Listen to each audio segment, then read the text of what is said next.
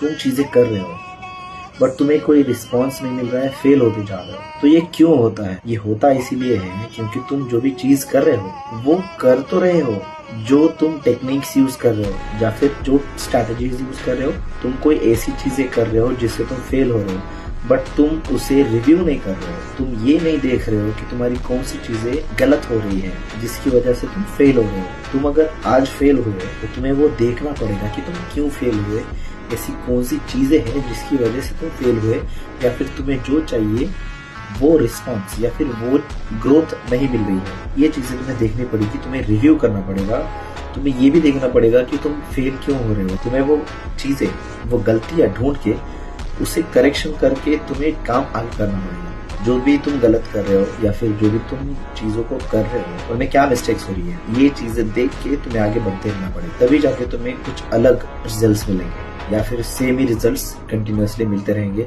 किसी भी चीज को पा नहीं पाओगे, ऐसे ही करते रहोगे, क्योंकि अगर फेल हो रहे हो और उस पर इम्प्रूवमेंट नहीं ला रहे हो तो फिर ऐसे ही चलता रहेगा। इसलिए अगर तुम कुछ गलतियां कर रहे हो तो उससे तुम्हें ढूंढना पड़ेगा, और क्या गलतियां कर रहे हो उसे तुम्हें इम्प्रूव करके बाद में काम करना पड़ेगा, तभी जाके तुम ग्रो कर पाओगे।